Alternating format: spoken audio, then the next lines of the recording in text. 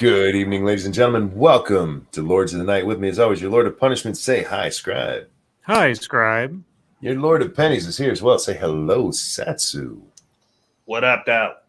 I'm your Lord of Pain, the Ranting Monkey, and we are here to talk to you in pervy tones for 2 hours.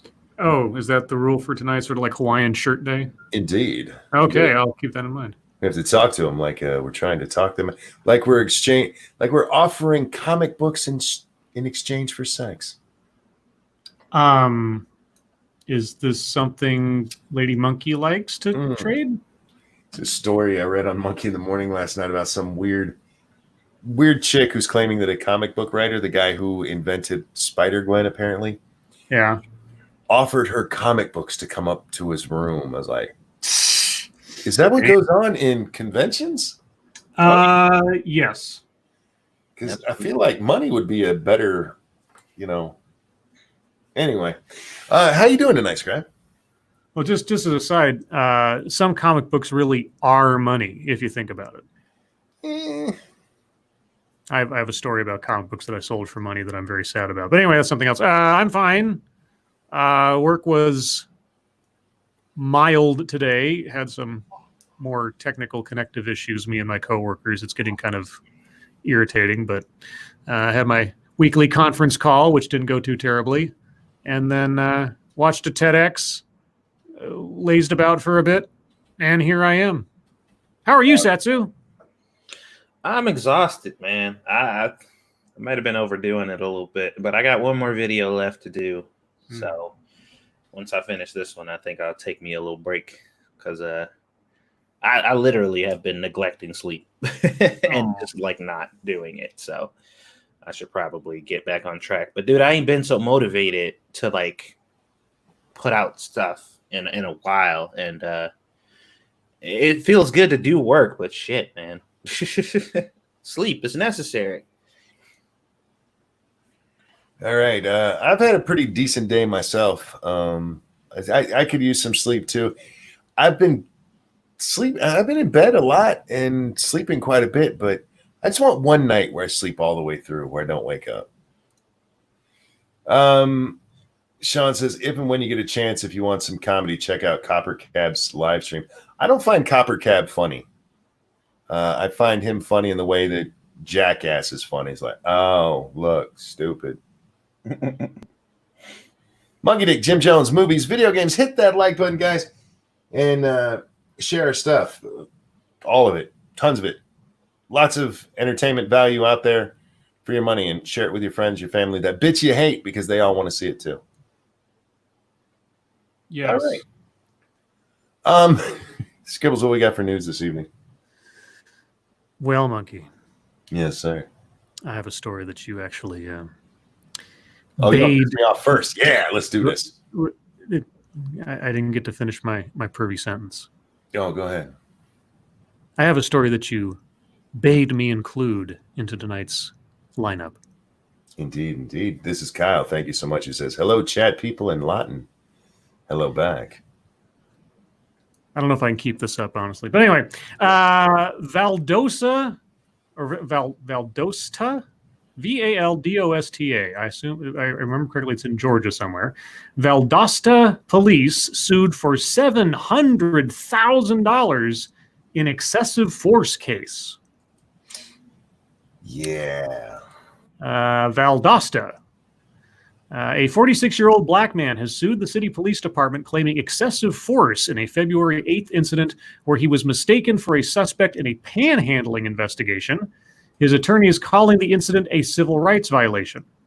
The city said Monday it is reviewing the incident and has posted body camera video along with a statement on social media. Attorney Nathaniel Haugebrook of Copeland. Oh, sorry, Copeland's not a city. It's the beginning of a law firm name. Let me try that again. Attorney Nathaniel Haugebrook of Copeland, Haugebrook, and Walker said officers injured his client, Antonio Arnello Smith, and violated his rights after they mistook him for a suspect. The lawsuit was filed Friday afternoon in federal court and names Valdosta Mayor Scott James Matheson, members of the Valdosta City Council, Valdosta Police Chief Leslie Manahan, 3 Valdosta patrolmen, and 1 police sergeant as defendants.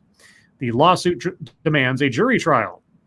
The suit states, quote, defendant's actions, omissions, and deliberate indifference to violations of clearly established constitutional rights caused Mr. Smith to suffer physical, mental, and emotional injuries, unquote. Haugerbrook contends Smith's arm was broken during the interaction with the police, and Smith has had to endure physical therapy because of it. Smith is asking for compensation and punitive damages in the amount of $700,000. That's a low ball, if you ask me. The Valdosta Daily Times informed the city of the lawsuit shortly after it was filed Friday afternoon and gave city officials until Monday to respond. Monday morning, city officials told the Valdosta Daily Times that they were aware of the suit. On Monday afternoon, city officials told the Times in a statement, quote, the city has not had time to review the document and therefore cannot comment on the content of the suit, unquote. A short time later, the city made a social media statement saying it was, quote, fully committed to transparency. Quote, the city of Valdosta and the Valdosta Police Department takes any report of any injury to a citizen seriously. Although there was no complaint filed with VPD, once the shift supervisor was notified, it prompted the review process of the incident by the officer supervisor, Patrol Bureau Commander, Internal Affairs Division, and Chief of Police, unquote. A 5-minute, 42-second video of body camera footage was also released by the city Monday afternoon. On to the details of the incident. Late morning, February 8th, officers responded to a report of panhandling outside of a pharmacy on North Ashley Street. Can we hang up for just a second right there? Panhandling is the charge. Keep that in mind, especially if you've seen this video already. And if you haven't seen the video, I did put the link in the chat for you guys. Keep that in mind. Panhandling. Go ahead, Scribe. I'm sorry. The lawsuit states an officer made contact with a man on the north side of the pharmacy. After running a background check and warrants check, she found the man had an outstanding warrant. After the man was arrested, she asked a male officer who just arrived to look on the west side of the building, quote, concerning an unknown male who has been asking customers for money and to determine if the pharmacy wanted a criminal trespass warrant issued, unquote, for the man arrested, court documents state. A customer told the male officer the man was headed south out of the parking lot. No description of the man was given. During his search, the officer saw a man walking south near a hotel about 100 yards away, documents state. The officer got in his car, drove down the road, and made contact with the man, who was then identified as Smith. The Valdosta Daily Times retrieved footage of the encounter recorded in the officer's body camera. In the video, one patrolman is heard informing the man that he was looking into, quote, suspicious activity. The man said he was up the road waiting for his sister to wire him some money. He maintained he was seen on cameras waiting for the money. The officer asked for identification, and the man complied. A police sergeant arrived on the scene. He walked up to the man who was being questioned, appearing to grab his right wrist before reaching across his back and grabbing his left arm. He wrapped his arms around him and instructs him to put his hands behind his back 3 times. After the bear hug. Sorry. Fuck me. All right, never mind. I'm done. Nope, not going to do it. Okay. After the third time, the sergeant lifts the man and puts him flat on the ground. By this time, 2 more officers have arrived, and the man is placed in handcuffs. I wasn't doing anything, the man is heard saying in the video. After realizing the man may have sustained an injury, the officers instruct the man to relax and remove the handcuffs. They tell him that a warrant had been issued for his arrest. At this point, the patrolman who initially approached the man informs the others that the suspect with the warrant is up the street. The sergeant says, quote, I thought it was the one with the warrant, unquote. The first patrolman clarifies the situation with the other officers, and then they attempt to help the man with his injury. They tell him an ambulance is on the way. The sergeant walks to his patrol car. At this point, the officers learn a scan on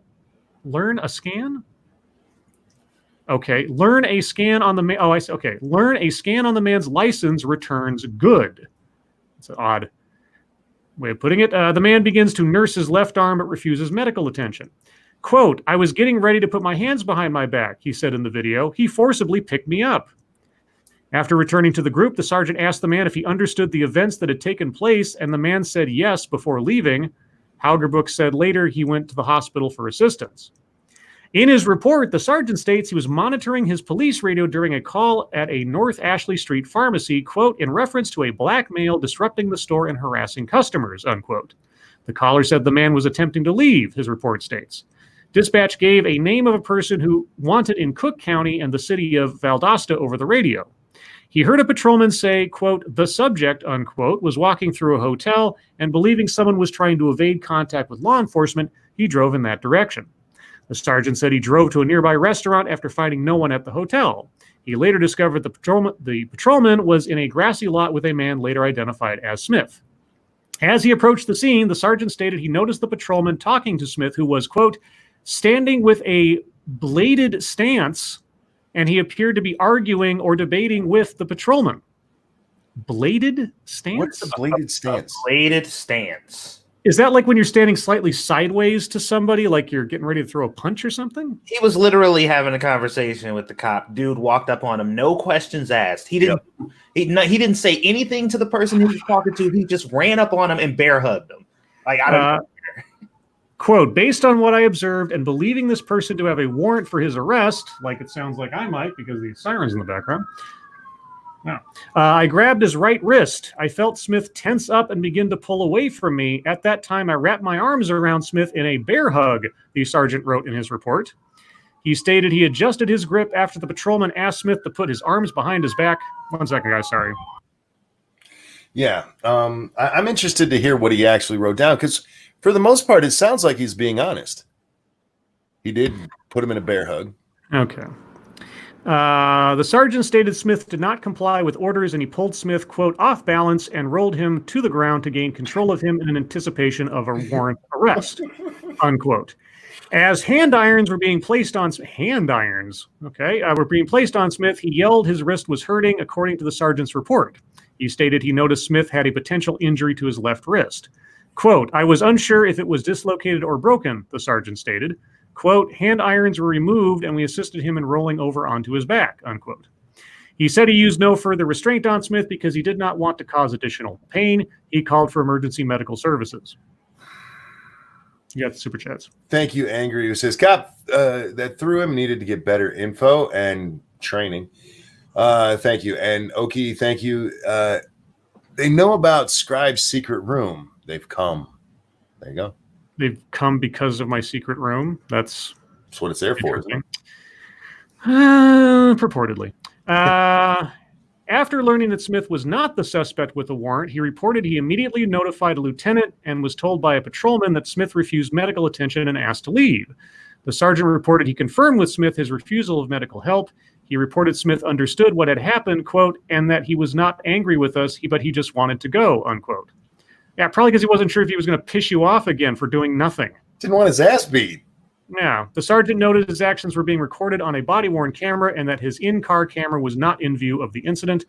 An administrative review was completed and no action was taken on the officers involved.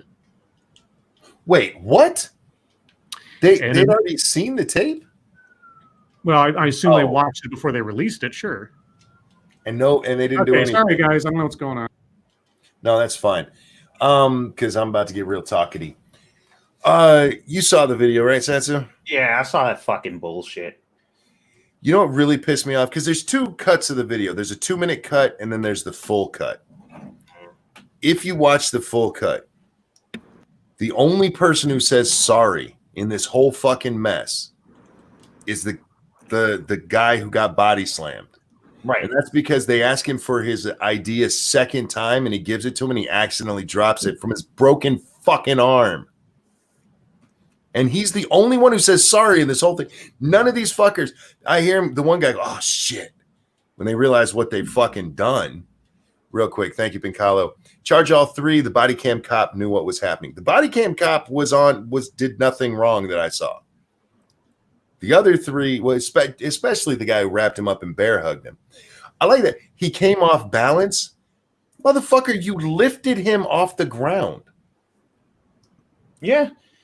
I'm just like, it looked so weird to me because he was talking to the dude. He was explaining what was going on. The dude was complying fully with everything that he asked. And he just showed up and just started manhandling this dude out of nowhere. Uh-huh.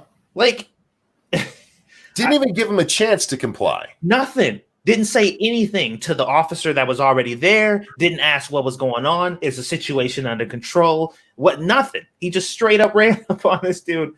I was just like, man, what the fuck? Oh, and there's a moment right after they get the handcuffs on where that guy, he says the words, what is it?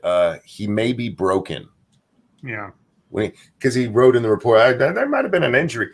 You're touching his arm. And you're like, yeah, I think I broke this fucker. I didn't know if it was dislocated. Motherfucker, you said the words. You knew what you did to him. Ex-Bubba Hotep, thank you. What, you guys can't balance in midair? Noobs. I know, right? He was off the ground by at least a foot. At least a foot. Nah, he was just off balance. The fuck are you talking about? You know, I support the police a lot. But what that man did is a fucking crime. And I hope this guy, 700,000 seems a little low to me. Do you think that was just they didn't know that the body cam footage existed? I don't know. Because with that footage, man, you're going to get $1 million easy, and the police department is going to be dumb to try to fight it. Yeah. Now, they can try to pull the qualified immunity shit, but this wasn't how you handle a stop, even if that was the guy you were looking for. Yeah. You don't just run up on somebody and body slam their ass. I saw this. I was so fucking pissed watching it. And then when he said sorry, I got so fucking hot. I'm like, are you kidding? Yeah. And the part where the sergeant is like, well, you say you didn't want any assistance and he just wanted to go, so I guess everything was fine. Like, dude, he was surrounded by people who he obviously couldn't trust, who were armed, who were getting ready to do physical violence to him for no reason. Of course he wanted to get out of these. He's not going to trust you. He said he wasn't mad at us. Yeah, I mean, he said he wasn't mad. We're standing there after already breaking his arm for no reason. I mean, he would say it if he didn't mean it. In absolute pain on that guy's face as he's holding his arm, man. Jesus Christ. Yeah. Oh, God. And then hearing those cops, they're like, oh, fuck. Not, oh, dude, are you okay? I'm so sorry. Holy shit, man. We got the wrong guy. I'm so, nah. Fuck, this is going on my permanent record. They're going to call my mom for this one. Thank you, Professor Cass. He will maintain qualified immunity because other cops have gotten it in similar cases. Yeah, good luck with that right now. This is a man who had done nothing, and that's not legal how he had approached that guy. Anyway, yeah, what a fucked up case, man. Yeah, did anybody hear you're under arrest or anything, or you're being detained? Anything? I didn't hear any of that throughout that whole thing. Well, the cop who was filming it, as we say, he was doing everything right. He hadn't even had a chance to look at the ID, really. He had just been handed it. Yeah, they just handed it to him when the dude showed up. I'm wondering, the population of Valdosta is like 56,000 people.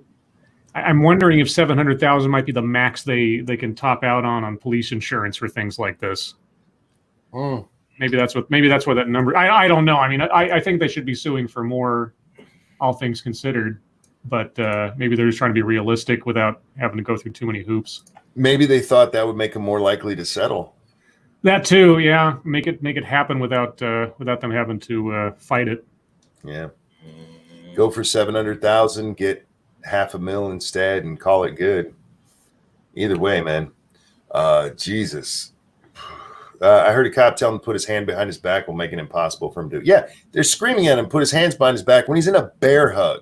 Not just in a bear hug, because you can kind of wiggle that if you try.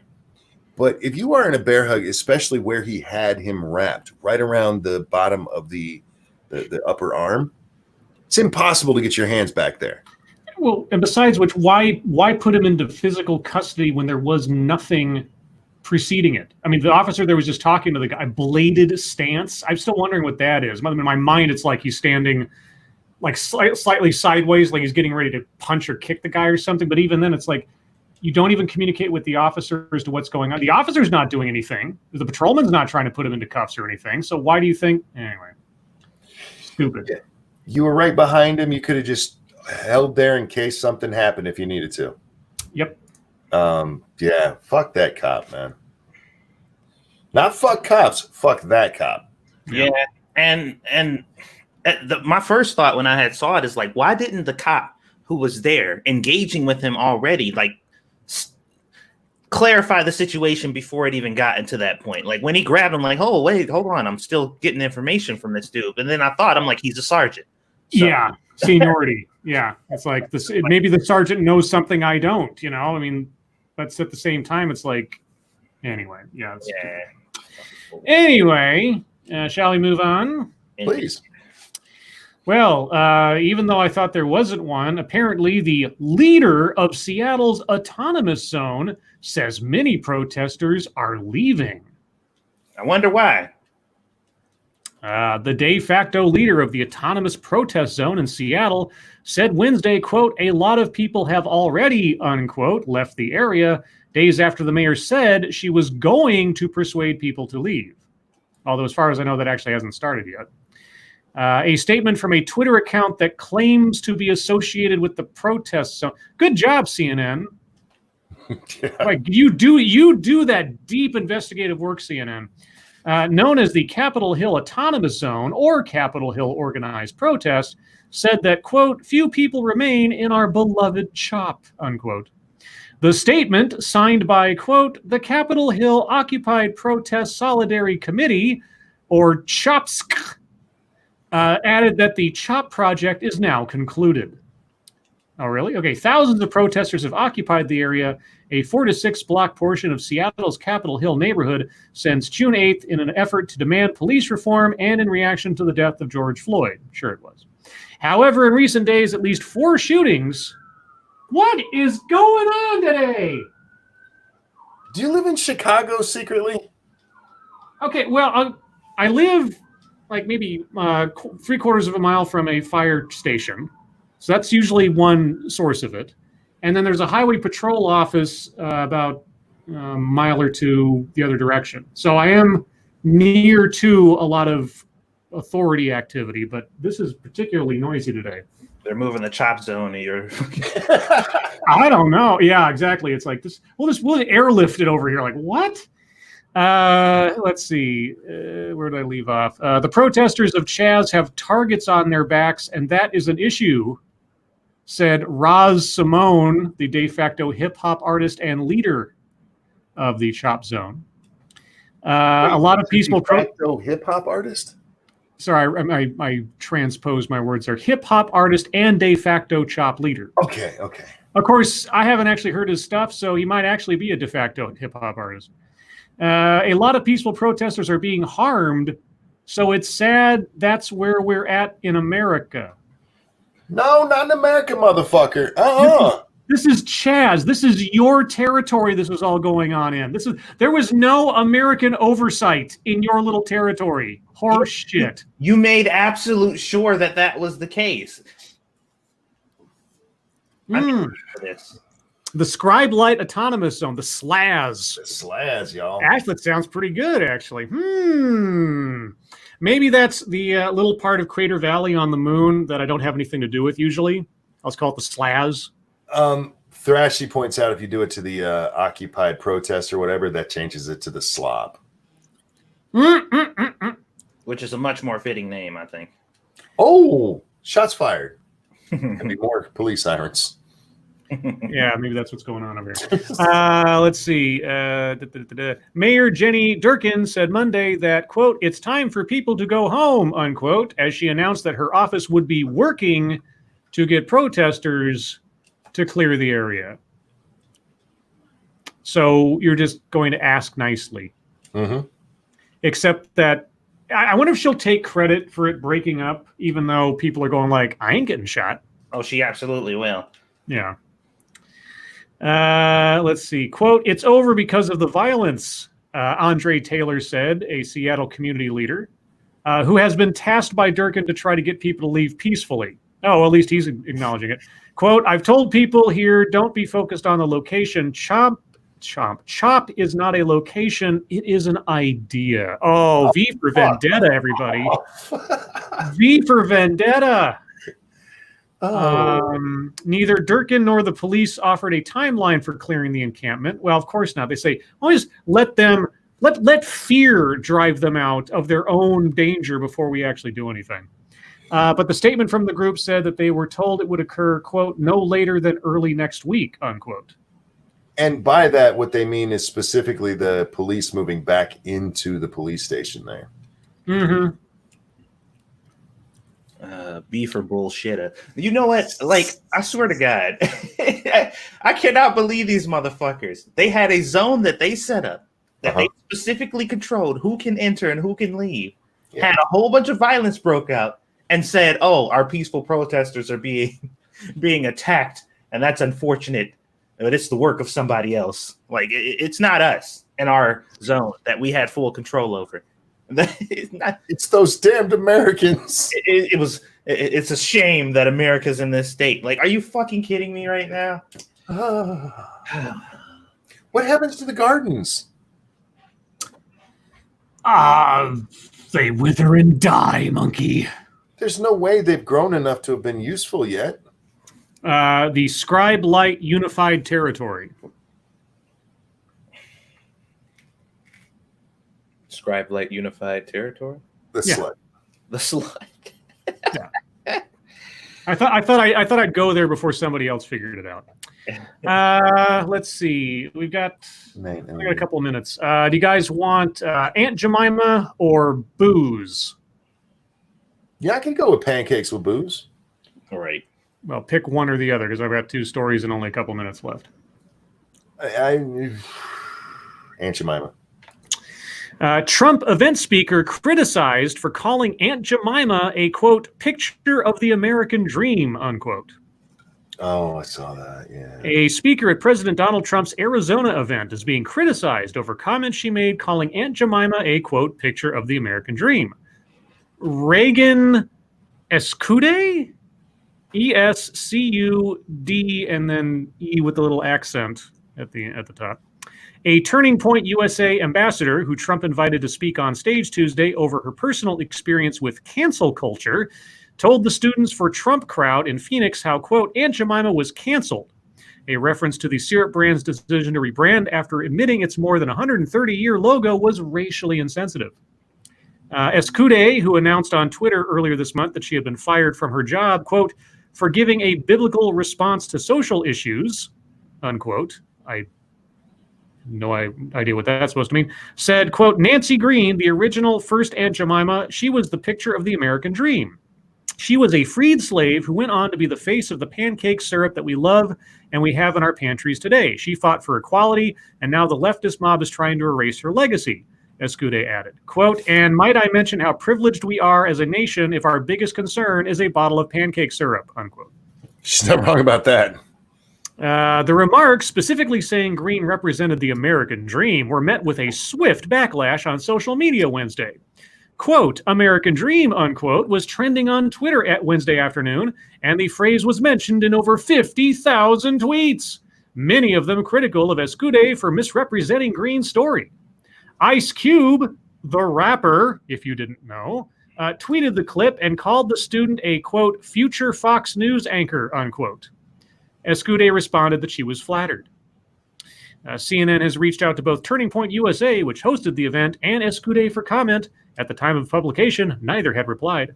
Hours after the clip went viral, Escude responded in a tweet, quote, Aunt Jemima rose above what was a horrible situation and turned it into something good, leaving a legacy that Americans will remember forever, hence the American dream. It's a shame that most don't understand, unquote. And now we get on to CNN's commentary. In reality, there is no historical evidence Green was ever made wealthy by the partnership, despite the company using her likeness on their pancake syrup. Is that true? I thought I read somewhere that she got like a lot of money in exchange for selling her likeness or something, but maybe I'm wrong. Sanguine, thank you. So quick rewrite of that last article. Aspiring warlord complains that his subjects are leaving the lawless zone he took over due to rampant and predictable lawlessness. Yeah, actually, yes. Thank you for the donation, bud. I don't know how much money she made off of it. Yeah.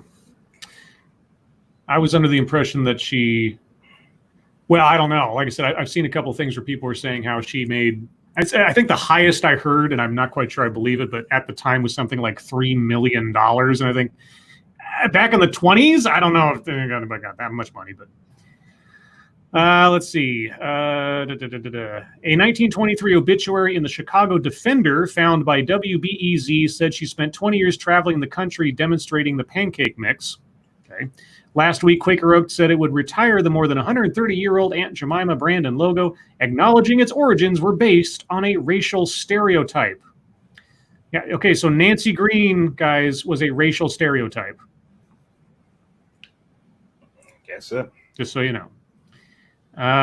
Let's see. The band's origin and logo is based off the song Old Aunt Jemima from a minstrel show performer and reportedly sung by slaves. The company's website said the logo started in 1890 and was based on Green, a, quote, storyteller, cook, and missionary worker. Quote, as we work to make progress towards racial equality through several initiatives, we also must take a hard look at our portfolio of brands and ensure they reflect our values and meet our customers' expectations. Therefore, we'll be purging all of our products of any images of black people. Oh, sorry, I added that last part. That was me. I apologize. Mm-hmm. That's it. I was just trying to look and see if this woman had made money. According to Snopes, she died poor. But it's Snopes, so I have no idea. That's true too. Okay, guys, with that, we're going to move on to MSS News. If there's a story you'd like us to take a look at, hit us up at the hashtag MSS News over on the Twitter machine. We can't get to them all, but that's just because we're not millionaires. Is that why? That's why it is today, man. Oh, okay. Unless you want to tell me something you haven't shared before. If I could share in that regard, I'd be sharing. Trust me.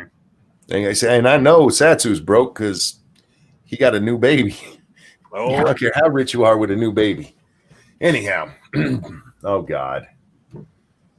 Oh God. First one comes to us from senior corner correspondent Frosty Glass. Get your ass in your corner where you belong. Help! I've been called racist and I don't know why. A guide. Okay. Quick answers to a few frequently asked questions around problematic responses to recent George Floyd / Black Lives Matter protests. Oh. All right. Why was I called racist when? She has some stuff up at the beginning. And then, by the way, this is written by a extreme honky. Her name is actually Becky. Oh, no. Becky's going to fill y'all in, guys.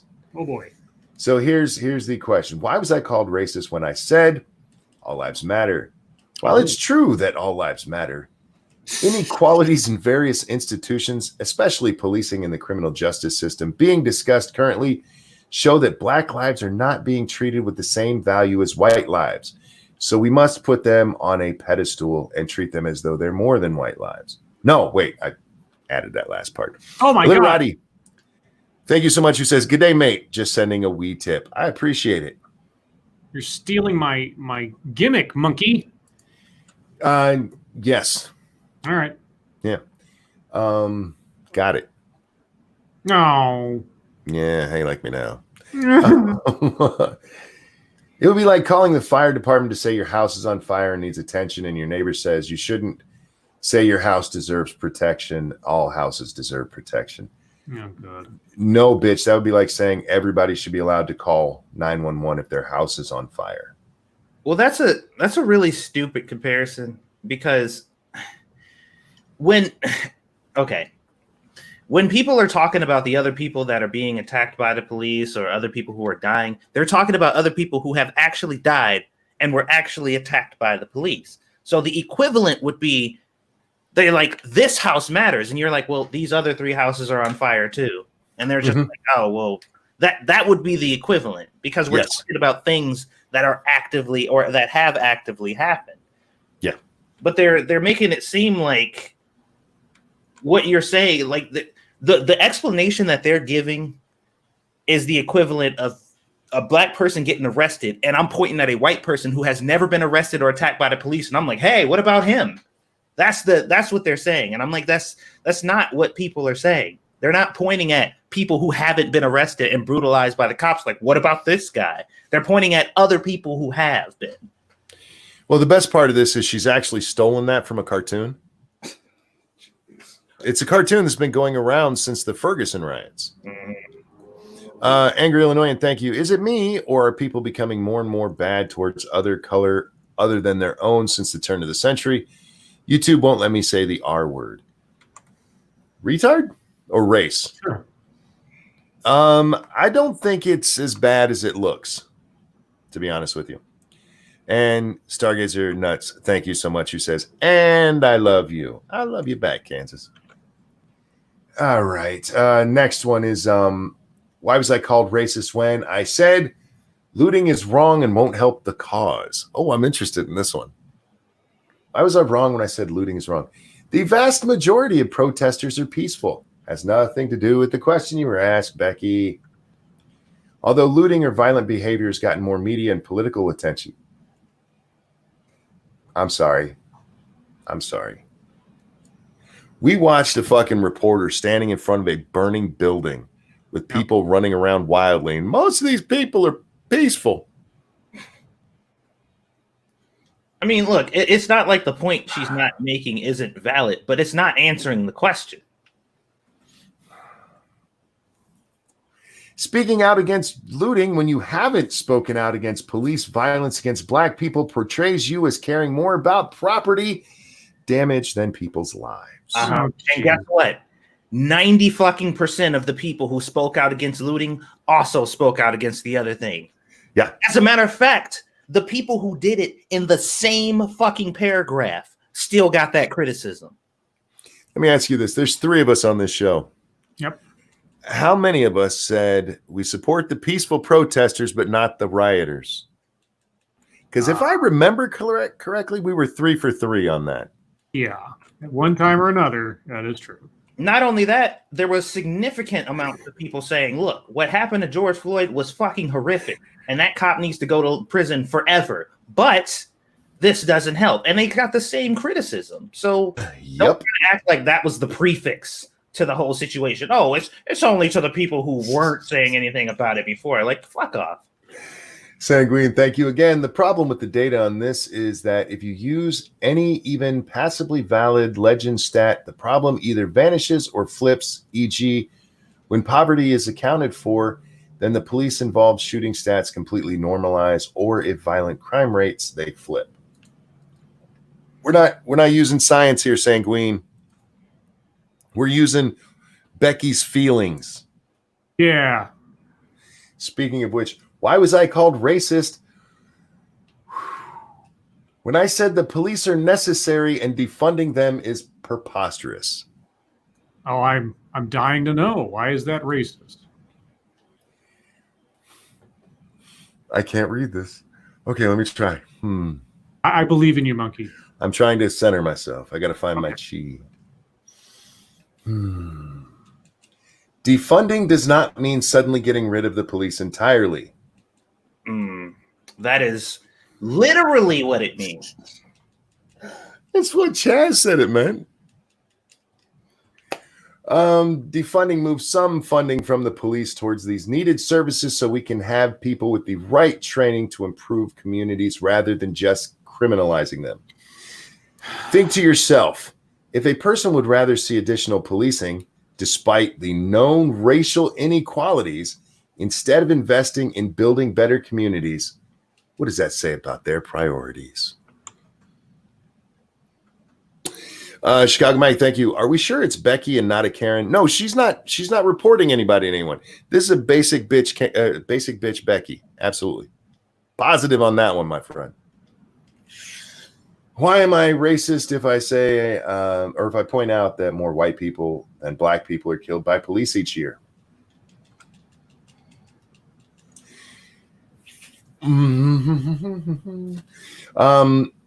Black people are killed by police at about 3 times the rate of white people. As long as you don't take police interactions into account, that's true.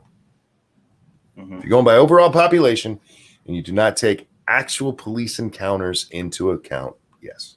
If you take police encounters into account, they're killed less than white people. That is a fact. Now say to this same person, black people are on welfare and government assistance programs at a much higher rate than white people are.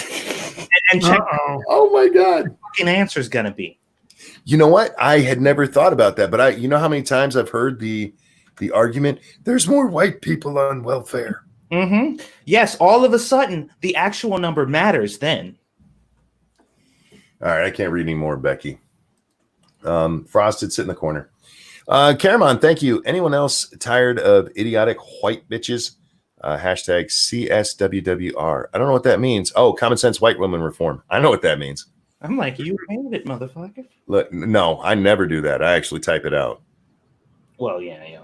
I do. Yeah. You probably can't do that in chat. Let's see. This one comes to us from Mercy of Wits. Oh, yeah. This is a pretty big story today.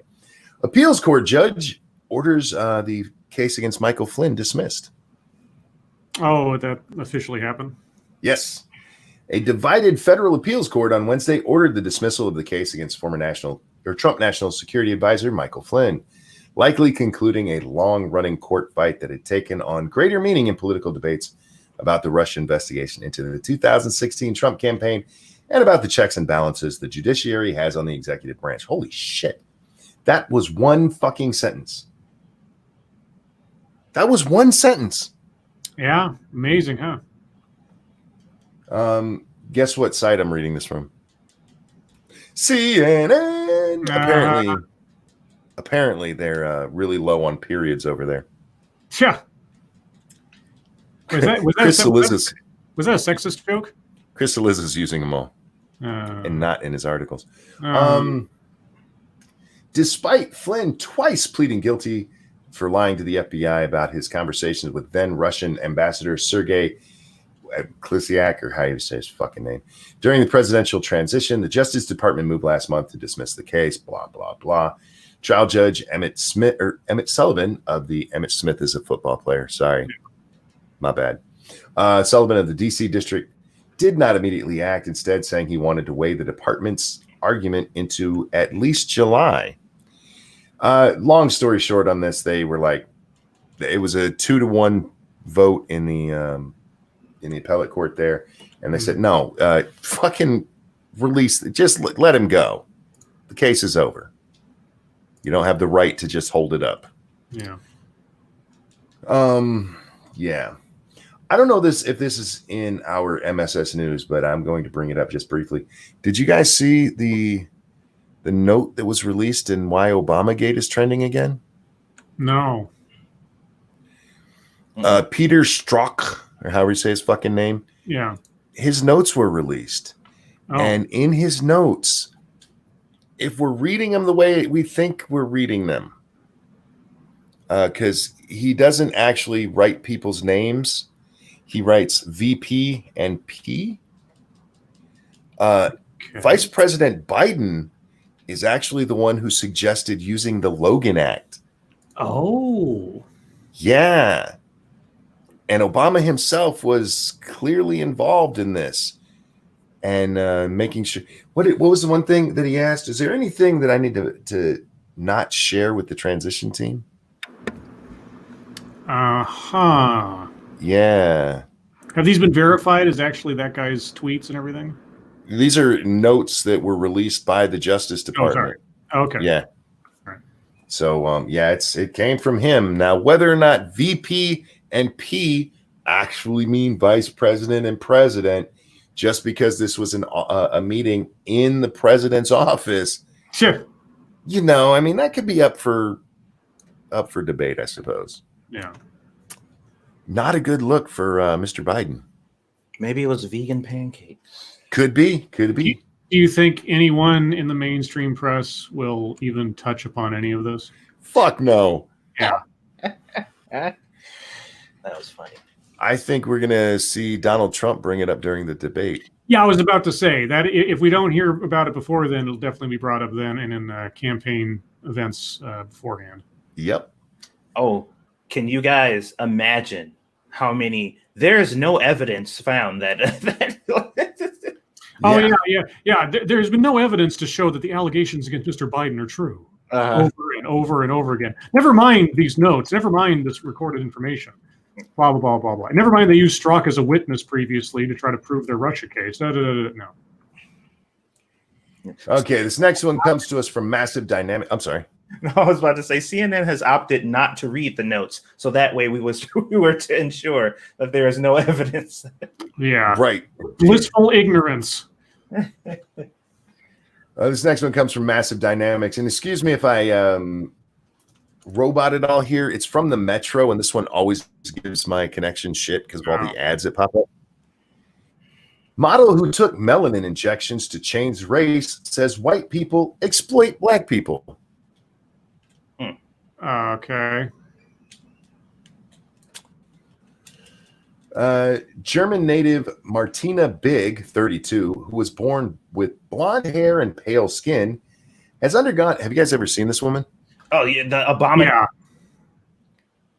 Yeah.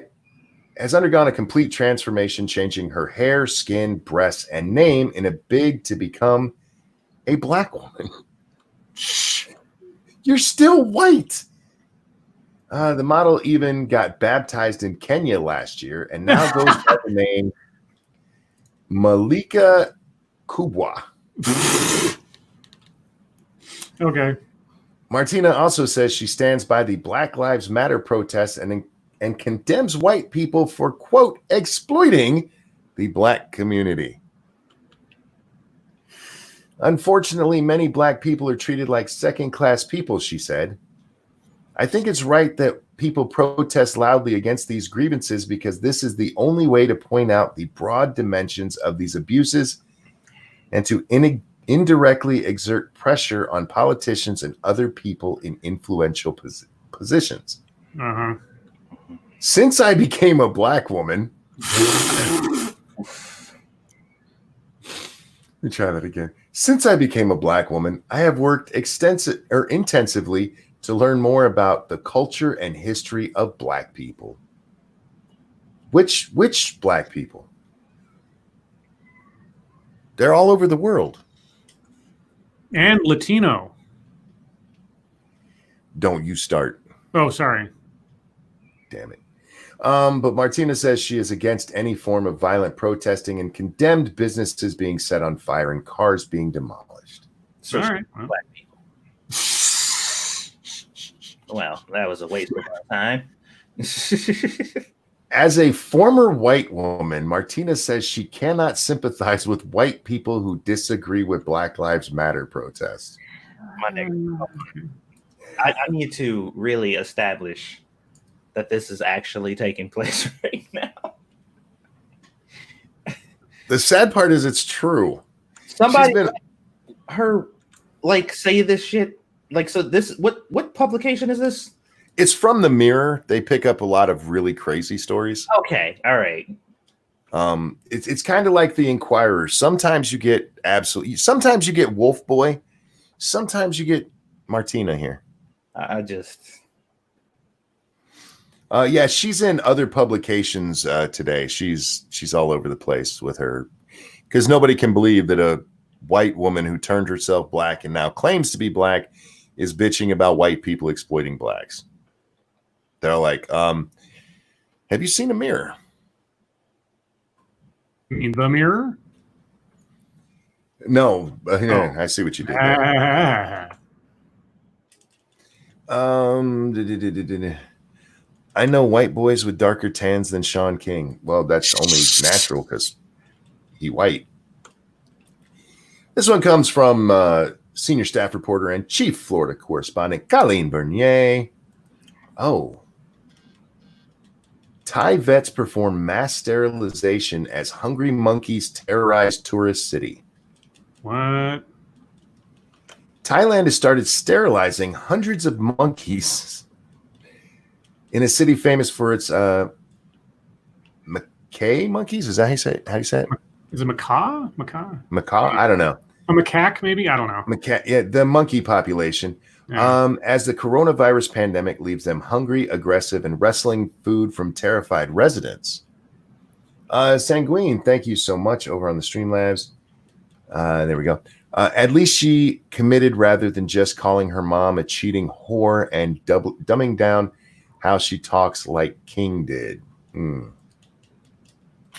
Yeah.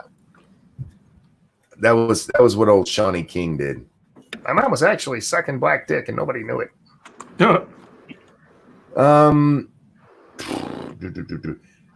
Laburi province and its 2,000 monkeys have long been a draw for tourists from around the world who typically feed them and pose with them for selfies. But since Thailand closed its borders on April 4th to control coronavirus infections, the monkeys are not adapting well to their new normal. They're so used to having tourists feed them, and the city provides no space for them to fend for themselves. With the tourists gone, they've been more aggressive, fighting humans for food to survive. They're invading buildings and forcing locals to flee their homes. Good Lord. Unlike monkeys in the wild, city monkeys need not hunt for food, giving them more time and energy to reproduce and cause trouble. To try to control their fast-growing population, authorities this week placed big cages around the city and tantalizing fruits in them, hoping to lure around 300 monkeys for sterilization. Well, there you go. They performed both vasectomies and tubal ligations on the monkeys. Oh, yay. And they aim to sterilize over 500 over the next 2 months. Good Lord. I mean, there's already 2,000 there. I feel like that's I guess a quarter of the population, and sterilizing a quarter of the population would be something. Could you imagine being attacked by a gang of pregnant, angry-ass monkeys? Like who kick you out of your own house? Yeah. Just tell them you're protesting. Let's see what else we got here.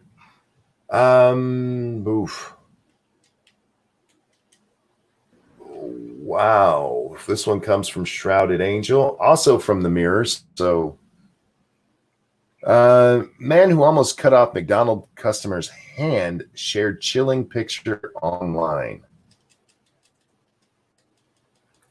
A man almost completely cut off a McDonald's customer's hand before sharing a bloody soaked picture of himself online.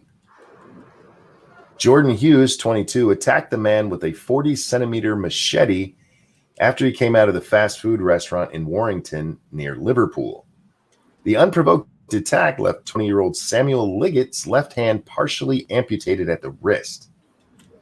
Hughes later uploaded a picture of himself with blood on his face to Snapchat with the caption saying he had been stabbed in the head. Oh my God. So he almost cut off somebody's hand and then he went to Snapchat to try to get sympathy? Maybe he wanted to get them sweet clicks. He went out in the middle of the night with the fearsome 40-centimeter blade secreted down his trousers. Liverpool Crown Court today heard Mr. Liggett and 3 friends went to McDonald's in Winwick Road, Warrington, in the early hours of Saturday, March 7th this year. Katie Appleton, prosecuting, said Hughes stared at the group of 2 males and 2 females before both parties left at around 3 a.m. As they walked on opposite sides of the road, he randomly shouted, "Shut the fuck up," then ran across the street. Hughes pulled out the machete and slashed Mr. Liggett, who raised his arm to protect his face and neck. Probably a good idea. So yeah. Then the crazy bastard posed with his blood-soaked clothing. Sounds like a good idea. Of course. What do we got here? This one's from George Mason. California professor who asked student to anglicize name was put on leave. Laney College in Oakland placed one of its teachers on leave over the weekend after he asked a Vietnamese student to go by a different moniker because her name sounded like an insult in English. What? Yeah, her name. Haven't heard this story? No. We'll get to her name in just a second. The school's president confirmed to the East Bay Times on Sunday that an unnamed member of the faculty was put on administrative leave after an Instagram post revealed an email exchange between him and the student. The screenshot of the message shows Matthew Hubbard asking freshman Fuckboy DM Nguyen, or how you say No that? way. It is PHUCBUI. Oh no. It is fuck boy. Oh. To if she could anglicize, am I saying that right? Yeah, anglicized. Okay. Anglicize her name. She demanded to be called by her birth name and threatened to file a complaint if he refused to comply. Your request for me to anglicize my name feels discriminatory, and I will move forward with filing a complaint with the Title IX office if you cannot refer to me by my given birth name. Huh. I would have taken pleasure in doing so. I would have been. All right, fuck boy. Yeah. You asked for it. I can't get in fuckboy. trouble for this one. I would finish every sentence with her name. Hubbard reportedly sent a follow-up email trying to explain why he made the request, adding that he would change his name if cultural circumstances were reversed. That's your problem, not hers or his, whoever it is. You need to understand your name is an offensive sound in my language, he replied, according to the Bay Times. If I lived in Vietnam and my name in your language sounded like vulgarity, I would change it to avoid embarrassment both on my part and on the part of the people who say it. The school president, Tamil Gilkerson, provided a statement to the East Bay Times about the incident and painted Hubbard's actions as ignorant and racist.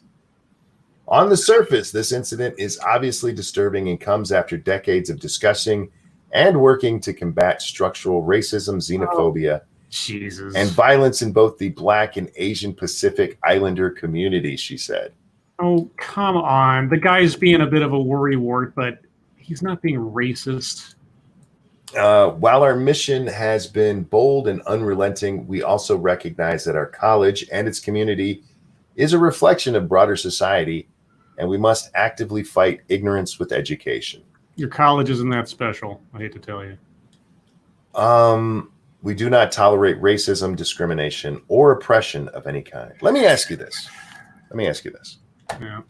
If this guy legally changed his name to something offensive, do you think the college would make all the students call him that? I don't know. Probably not. Because is this teacher white? I have no idea. I haven't seen him. Yeah. They just named a mass tour. Oh, shit. See how well that'll go over. I mean, I understand but call her by her last name then. Yeah. Miss whatever. Is it a boy or a girl? It's a chick. Okay, what's her boy is a chick. What's her last name technically then? It's the Nguyen. Oh, Wynn. Okay. Just say Miss Wynn. And they've done it. I'm not very good with that pronunciation. I never remember how to say it. But yeah, so that's what it is. Her first name is Fuck, and her middle name is Boy. Fuck boy. She's a fuck boy, for fuck's sake. Anyway, yeah. When I first saw that story, I thought it was fake, but then it hung around for a while, and now apparently the guy's been put on leave. So, well, I mean, he could have asked what the pronunciation was in her language, because I'm sure it's not fuckboy in her language. So maybe fuckboy. Ask for the pronunciation so that way he could say it correctly. The thing is, it probably is actually really still close to fuckboy. Call her by her last name. Isn't that what you do with everyone else? Yeah. Are you calling your students by their first name? Yeah. In college? Is that normal? I don't know. All right.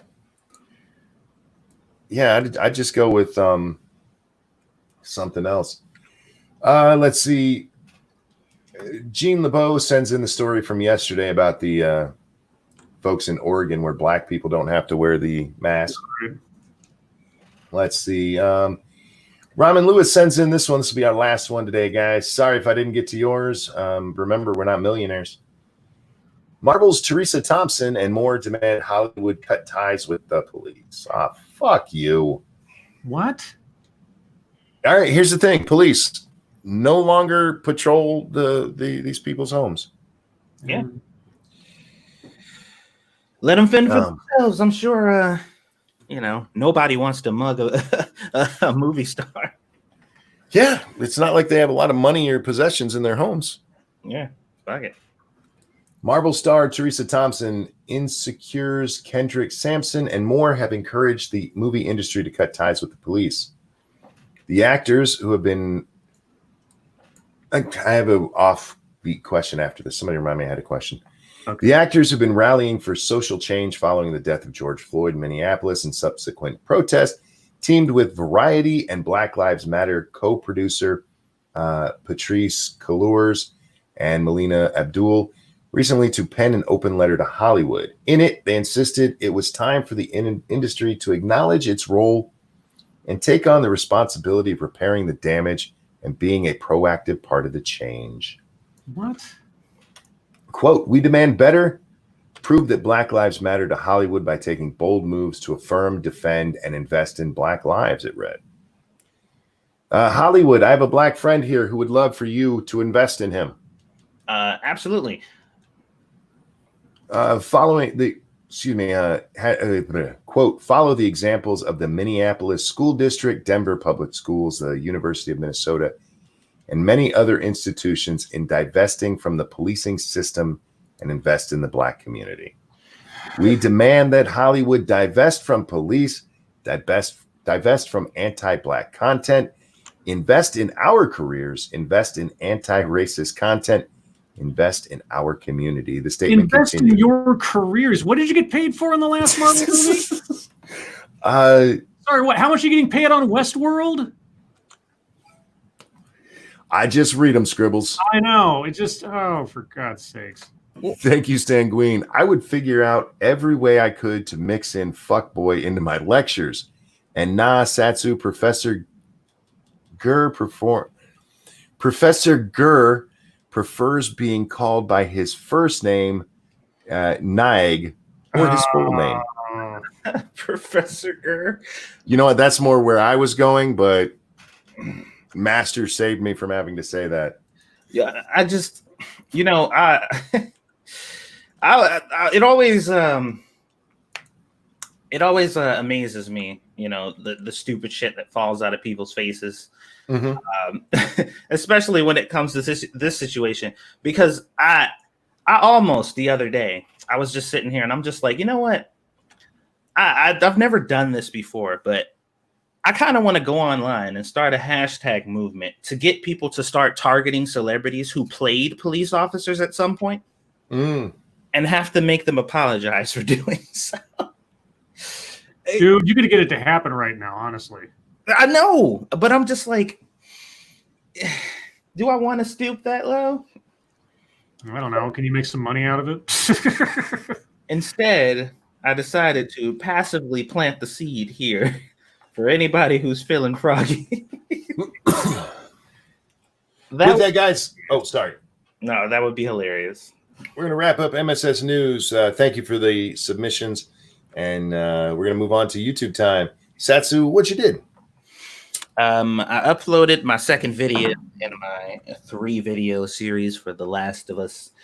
This one's talking about Joel and my opinions on why I don't think that what happened to him was ridiculous. So go check that out if you haven't seen it. I think I did a fairly decent job at explaining my point, and it seemed to be pretty well received. So let me know. There are some people who still disagree, which is fine. But the video itself, I felt I did a pretty decent job at it. So one more video to go. And this one's going to be kind of the doozy because people are significantly more passionate about the ending than they are the Joel thing. So we'll see.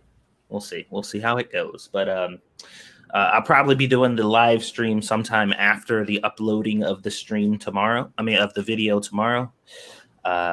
So anybody who has played the game or is interested or wants to join the conversation, right after the premiere for the video, I'll I'll be live streaming immediately after. So go check that out. You told me that was happening today. I don't trust you. Well, I did, but once I realized, because I'm like, we're probably going to be talking about a whole lot of the stuff that I'm going to put into the video, which kind of make the video pointless at that time. So I'm like, I'm going to just put out the video so that way all of my thoughts are out there, and then we'll do the stream afterwards. So that way, it's all done and I can talk freely and not have to like maybe bite my tongue or think about stuff that I shouldn't talk about until the video comes out, that type of stuff. So. Cameron, thank you. Didn't Monk have a question or did I space out? I did. And you know what? I thank you for pointing it out. I'm going to hold it until we start fucketry. Scribbles, what did you do today on the YouTubes? Well, I did a TED Excellence, specifically on community-based criminal justice reform, which apparently the talk was recorded like in March of 2018. So it's not something that's been fueled by current events. And I am legitimately curious to know what the theories and or proposals are for non-police or criminal or community-based whatever reform, because I don't know. I haven't heard very many ideas. The closest I've gotten is some restorative justice stuff, and that has fallen flat pretty much. So the speaker in this one, he wasn't really talking about community social justice reform. He was talking about how if you have a loved one or someone you know who is up on charges, you can and should take any actions available to you to either gather evidence in their defense, if you can, and or prepare such materials as would try to make the judge show mercy to them based on who they are as a person, etc., i.e. being a character witness when it comes to sentencing. And he talked about this in the framework of setting it up as an activist movement, not just like disparate families with no resources and no assistance to do so, but like having local chapters of people who are available to help people who have loved ones in the criminal justice system, either help with their cases or, again, act as character witnesses or prepare materials to do so. And throughout the entire thing, except for the fact that he kind of sugarcoated everything and kind of left the whole responsibility of the person charged and or up for sentencing regarding the crime they committed, even though he did bring up an instance that apparently was true where a guy was falsely charged with murder and was gotten off, although he said that the only reason the guy had the charges dismissed was because of the efforts of the family and the friends finding exculpatory evidence. And I was like, so the defense did nothing, the police did not, it was only the family? He never said it was, but he never said it wasn't, which I found kind of odd. Anyway, aside from a little, like I say, sort of rosy sheen over everything, nothing about what he was proposing seemed off to me. But of course, it also didn't sound innovative, really. I mean, they weren't reforming the system. They were working within the system, either finding evidence to help someone's case or acting as character witnesses to try to, achieve some kind of mercy from the court on sentencing. And I was like, okay. And that was about it. I mean, I don't mean to downplay the whole thing. I mean, it was interesting to a certain extent because I guess the only innovative thing is that you have sort of an organization that helps to do it for people. Mm-hmm. And there was a bit too much kumbaya about some of the things he was talking about inside the groups themselves. But otherwise, mechanically speaking, like, okay, I don't know that reforms the criminal justice system. That works the system. And like I said in the talk, I don't mean that phrase in a derogatory way, like somehow you're cheating or something. You're just using the system to achieve an end for someone you care about. It's like, okay, and that was it. And I was like, okay, well, I mean, I don't have an argument with that. I don't think that fundamentally changes the criminal justice system, but I don't have. There's nothing controversial about what he was suggesting. So case of people not knowing what words mean again? Well, I don't see. That's the thing. He was so relatively vague, and he never said that this is a new idea, except for maybe the fact that it was sort of chapter organized efforts to do this sort of stuff, sort of like an Innocence Project kind of deal, except for people who've already been charged or who are already in the system or something. So like I said, on that basis, maybe it's different, maybe it's new, it's more organized than it is just like families not having anywhere to go if they want to try to help out somebody they care about. But insofar as the actual actions they were taking, I was like, okay, it's fine by me. So that was about it. I mean, it was an inoffensive TEDx, if that's a phrase for it, compared to many of the others I've watched. But it also didn't feel like it was really gaining anything substantively. Irate Bear. So yeah, that's what I had there.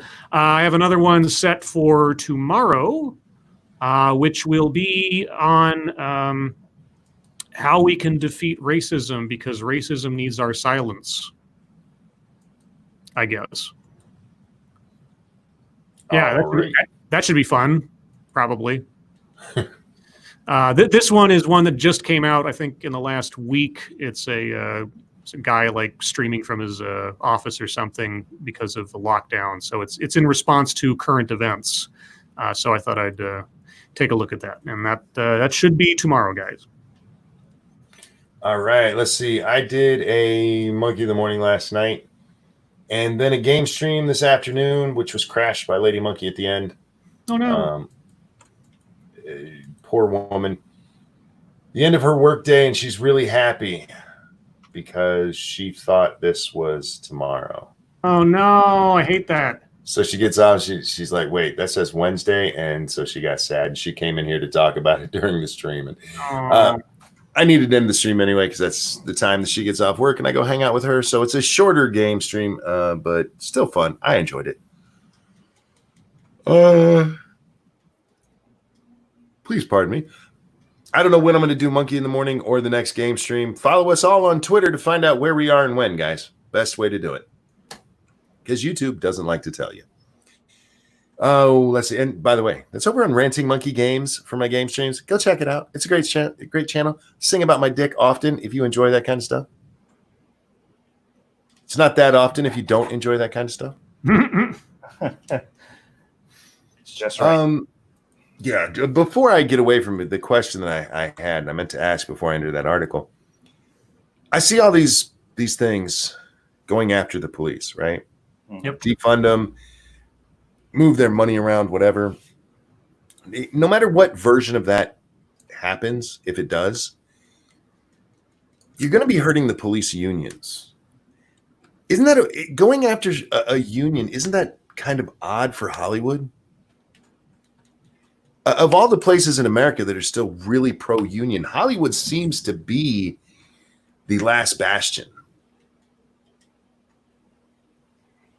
Well, I mean, they're like, if it was a regular union and not a police union, then maybe we'd give a shit. But perhaps, maybe that's what it is. Maybe them being the police overrides them having the union. Well, if the police are painted as the new foot soldiers of the right wing, it's not a very difficult trip to make, I guess.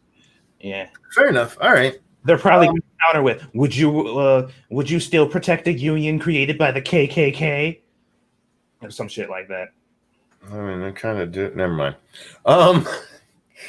We'll leave the past in the past, Hollywood. Will we?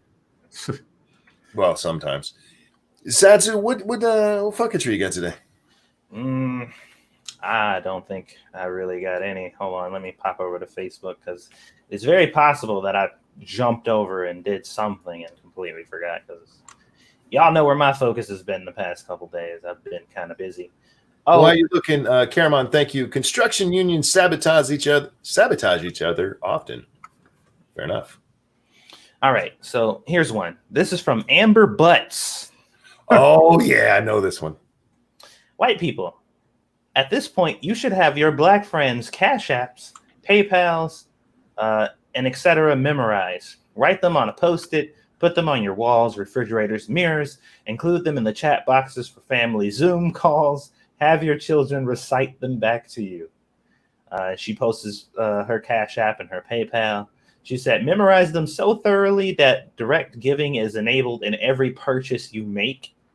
Make it the exception, or the expectation in your conversations. Make it of your continued commitments and make it a part of your daily language. Instead of asking us how we're doing, ask your white and non-black friends how much money they have given to black people today. And don't pretend these conversations are insensitive because you talk about and hoard money all the time. It says, ask how many resources your friends and family members are willing to extend to support a more equitable world that black folks are already building, by the way, and set money aside, write us into your wills, coast for loans, purchase groceries, and give us your land.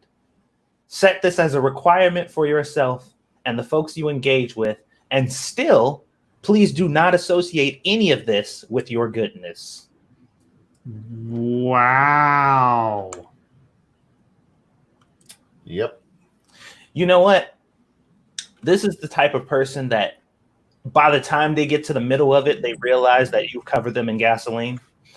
And like, you got 3 seconds to walk away. Please. Just walk away. Because I fucking despise people like this. Like, you fucking broke ass bitch. Go sit down somewhere. I want to, because this was one of my fuckages. I'm just going to read what I wrote to her.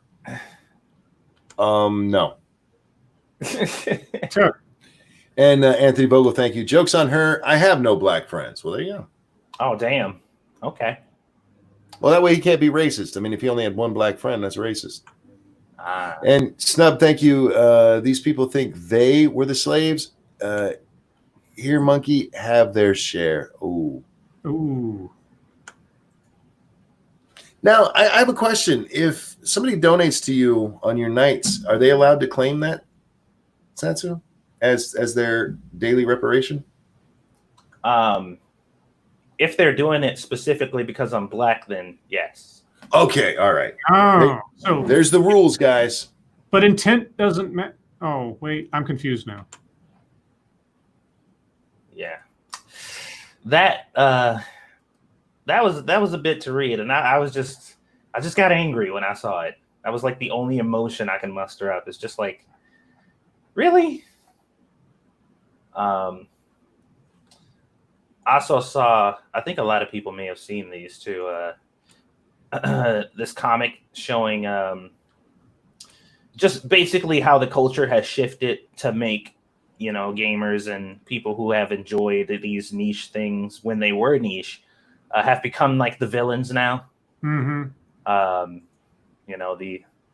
The ones who are always keeping all these other people out. So there's this stream of comics that I've seen a few times now, where the dude's like, they're all sitting at the table. The chick comes up. She's like, "Can I play?"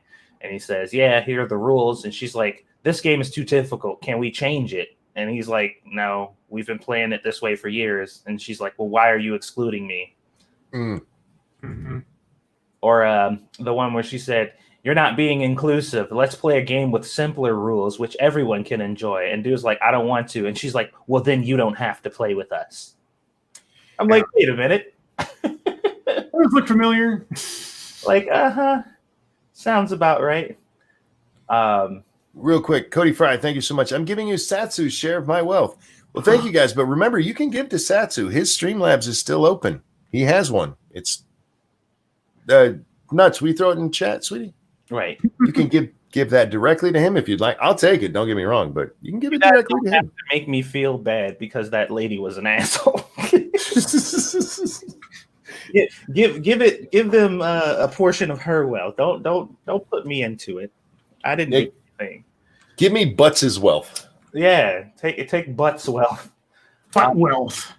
I found out that snakes can only gain traction and slither on certain surfaces, which is yeah. I'll tag you guys in it. It's a cool video. Like they put it on this. It looks like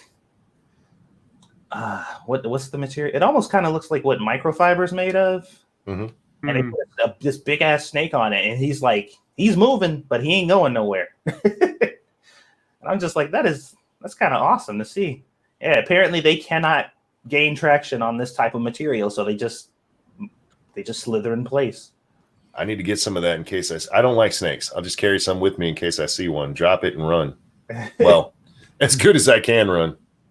Yeah, there was a sign next to a broken window from the protest that says, "I can't brief." Yes. Oh man. And my question was, how does one perform said action? Because I don't think I can either. I don't know if I know how. Isn't that something lawyers do? Brief? Not spelled the way this is spelled. Yeah. It's it is a strange thing to behold. I saw there was a picture now too, and I wonder what you guys think about this, that said, I've always been confused by how you can get arrested with your only charge being resisted arrest. It literally means you committed no crime except saying, no, I'm not going with you since I committed no crime. I agree. Now, like we said before, if that's all you're charged with, you should have it dismissed and gone. Unless it's in combination with something else that was going on. Yeah. Right. And lastly, there's a disturbing amount of videos that I have seen lately of people twerking at the police. Mm-hmm. And my brain cannot come up with a reason as to why this is happening. Have you seen the naked one? Not the naked one. I've seen a bunch of clothed or partially clothed people twerking. No, there's a chick straight up masturbates in front of them. Oh. Yeah, naked out in the middle of the street. What? Why? At least naked from the waist down. I can't remember if she was topless too. Yeah. Why? I don't know. That sure showed them, didn't it? Yeah. Let's give them a fucking show, I guess. These cops look bored. Look at my muff. All right. Well, anyway, that's the three I saw today. At the end, she did say, "Kiss my black ass," so maybe she got him there. Yeah. Because all of them were like, yeah. Because it's not like she was pretty in shape from what I could see through the blurs. Did they make it rain? Stop it, Pete. Go sit in the corner. Scribbles, what you got for fucketry tonight, bud? Do I have much of anything? Let's see. No, let's see. We talked about that. Oh, yeah. Chris Liza tweeted this out today. All Trump is doing with comments like the ones he made Tuesday night is laying the foundation to say that if he loses to Biden, that it was also a sham and a hoax and he was cheated and he didn't really lose and the deep state did it. And I said, so kind of like when Hillary lost, it was a sham and a hoax and she was cheated and she didn't really lose and the Russians did it. You know, like you so giddily reported on for 3 years. Right. Not that two wrongs make a right, but come on. And then there was Jameel Hill today. Oh, this bitch. Or yeah, I guess it was technically yesterday. But she responded to the statement from NASCAR verifying that the FBI found that there was no hate crime, it was a garage poll, it was a misunderstanding, etc. She said, it, period, was, period, a, period, noose, period. They just don't believe it was directed at Bubba Wallace. I know facts nor context is your strong suit, but do try to keep up. And a lot of people respond to this, but my only response was, there's something disturbing about having a rapacious need for hate to exist when disproven, when you would think a sense of relief would be in order. Yeah. Yeah. What was my response to that? I told her, who was the psychic who put the noose there that knew he was going to be here this year?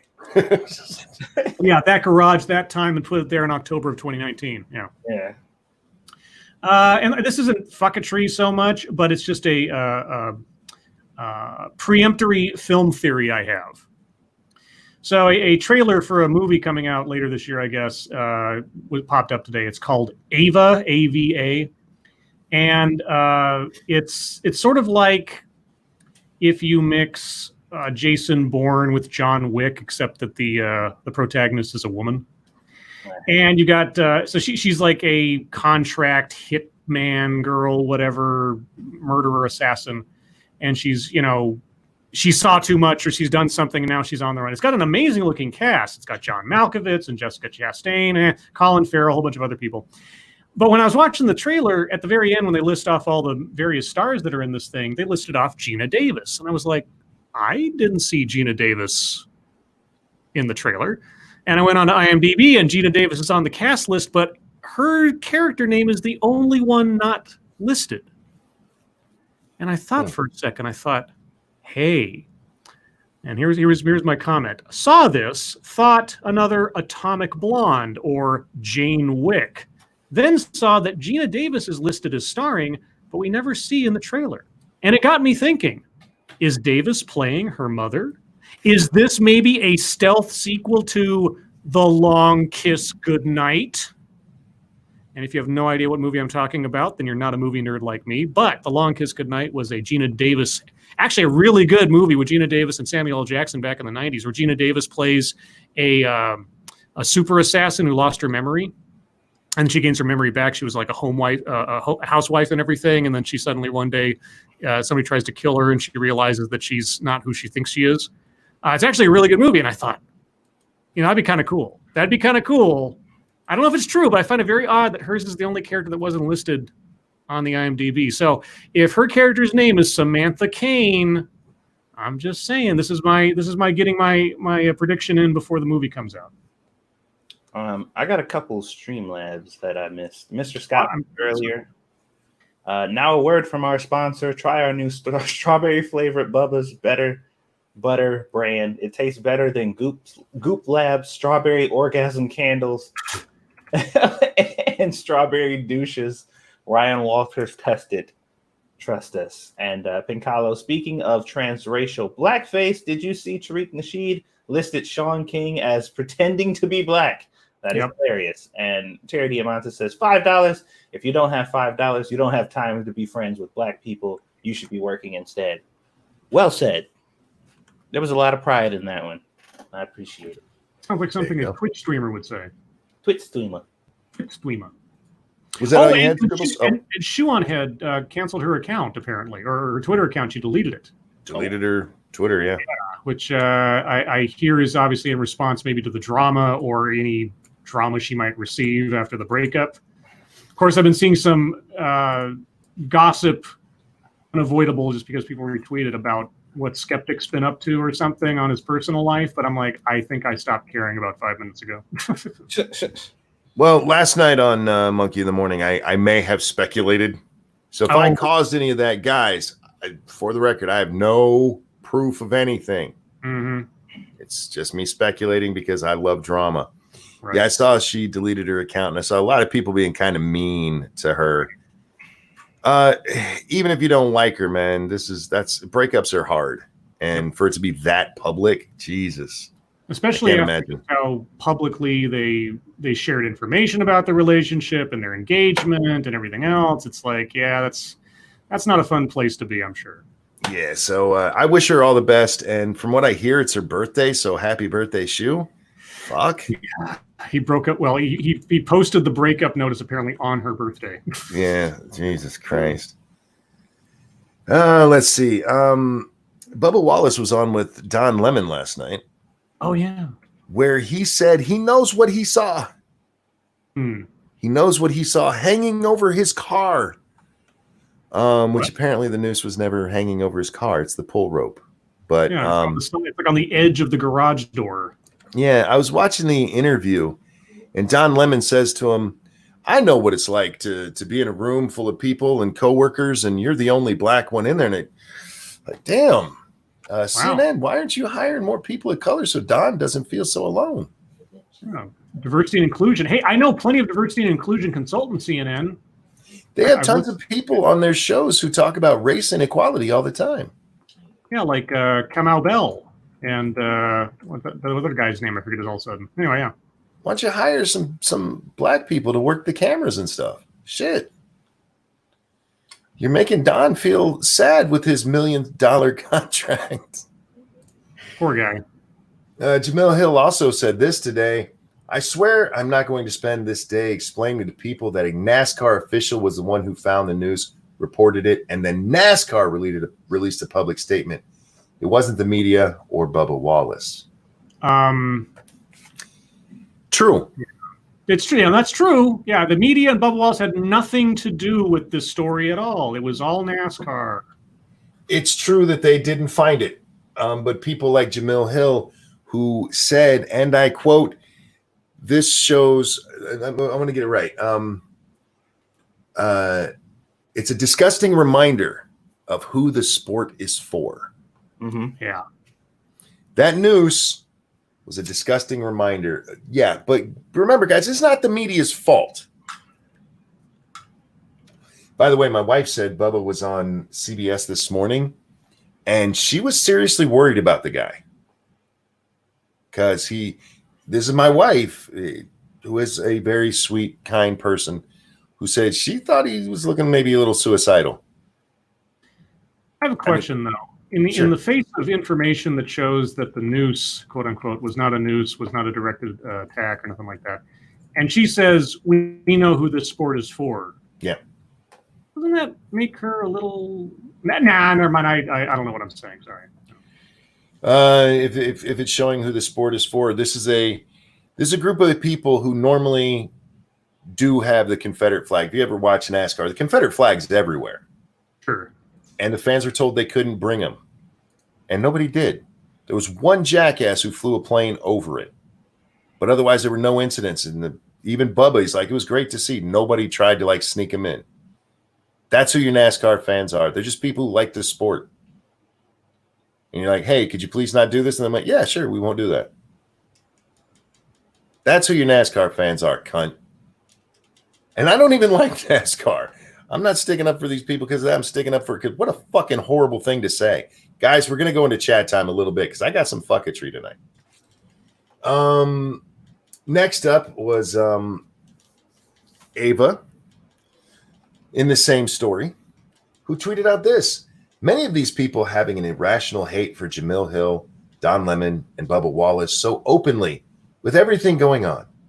Racists are truly the scum of the earth, and it's worse denying these people are racist and not condemning them harder. People took valid shots at Jamil Hill, Don Lemon, and Bubba Wallace, given what he said last night. He's apparently changed his tune today, but last night he was still, I know what I saw, man. I don't know if that's what he sounds like. Bubba said that he knows what he saw. Don Lemon was feeding this shit. And Jamil Hill called people disgusting. Maybe, and I'm just throwing this out there. People are tired of race baiting bullshit. They're tired of these lies. They are tired of actual racism being diminished because of this fake bullshit over here. Just maybe. Throwing that out there. Also tired of having skepticism vilified. Yeah.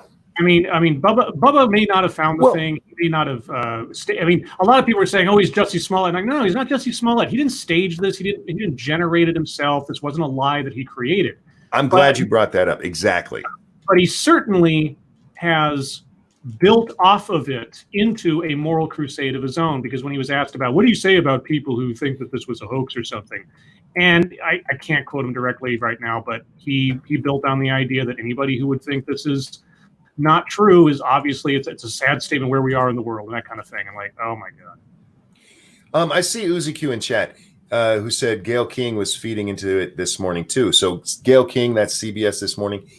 Did you get that from Bubba? Did he seem like ridiculously sad to you? Because Lady Monkey, she was seriously worried. The next one up, it's not really so much fucketry as a mark your calendars, guys. The Attorney General is going to be in front of the House Judiciary Committee next month on the 28th. Oh, yeah. That's going to be fun. He's going to be up there with Nadler's committee. And, this should be a lot of fun because Nadler was just talking the other day. I forget who he said it to. I think it was the Washington Post, but don't quote me on that. Said that Barr should be impeached. Sure. Barr should be impeached, but there's no reason to do it because the Senate won't remove him anyway. Oh, then why did you impeach Trump? Good question, right? Next up is this story from the New York Post. I'm just sharing it because if I had to see it, you guys need to have nightmares too. The headline is just leech swims up man's penis, drinks pint of blood before docs pull it out. Oh, God. I didn't need to know that was possible. I didn't know that was possible, and now I'm afraid to go in the water. Cryptic, thank you. Bubba let these race baiters ruin his career. I hope he can recover. What he needs to do is come out and be apologetic and be like, I'm sorry for feeding this with the information I had. Mm-hmm. It was a mistake. It was just a mistake. Sorry, guys. Yeah. And that'll be the end of it. And instead, so far from what I've seen, he's been not very apologetic. Well, here's the thing that's funny. Now, if he does, we're talking about NASCAR, right? Mm-hmm. There are going to be inevitably a whole bunch of people who don't watch NASCAR because we know who it's for, who are like, you're canceled now. And he's going to be like, from what? Right. From the thing that you don't watch that's only for racist white people? Okay. Let's see. Where's the Ilhan Omar one? Oh, I missed it. Ilhan Omar, she has a plan to make the police all better. She wants to change Title 18, Section 242, which is it's basically your civil rights part of the criminal law. Okay. She wants to strike the part that says United States, and she wants to insert a part that says against or actions taken against protesters. I'm only barely paraphrasing. Basically, the wording that she wants to use would make it so as long as you claim to be protesting, you can do whatever you want, and nobody, because it's not just specific to the police and what she writes here, nobody will be able to stop you with any force. Does she define what protester equates to? No, of course not. Nope. Cryptic, thank you. LeBron James tried to get in it too. China D-bag. Yeah, he did. Well, he's an asshole, so what do you expect? He's quickly turning into a race baiter himself. He knows his basketball career ain't got a lot longer, so yeah, she wants to insert this, and it is a very, very vague thing that literally would make it so as long as you claim it's a protest, nobody can stop. You could invade somebody's home and they have no right to shoot you as long as you're saying it was a protest. Yeah. So I'm not saying anybody should do this, but legally under her law, if it were to pass, you could invade her home and take it up as a protest against her law. I wouldn't recommend it because I'm sure she'd shoot you or have her brother do it. Where are we at here? No, I don't care about that one. Oh, I was arguing with a moron today because of that Ilhan Omar tweet, who told me, and I am not making this up, there's several in the chat who can confirm this. The statues everybody are pulling down are unconstitutional. Okay. They wouldn't tell me why. I was just begging them, hey, just tell me the section, the article, the amendment. Just give me one of those. I'll go read it myself. But yeah, statues, you guys, are unconstitutional. In Wisconsin, a state senator was attacked by protesters. I think we need to define what a protester is. I think we're having a problem with that. Because if several people beat a man, is that, I mean, it could be a protest, but is that really what we mean by protest? Peacefully protesting? Maybe they were protesting his physical safety. Ooh, what if they're protesting something that Ilhan Omar, if they're on the side of something Ilhan Omar doesn't agree with? Well, that would never happen, Scribe. Oh, okay. Corey, thank you. Points gun at you. Hands up. This is a protest, right? Give me all your money. This is a protest. Hands up. This is a protest. Oh, my God. The Democrats are just killing any chance at a bill for police reform from the Republicans. Oh. Now that you just mentioned that, you said the words "the Democrats," and it like sparked my memory on a thing that I saw earlier that I meant to point out.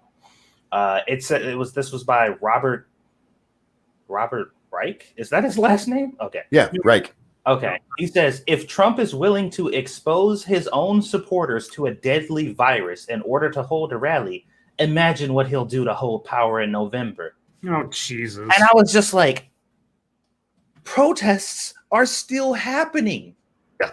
Right now. Are you fucking... Did he just crawl out of a hole? Like, what? Where have you been, sir?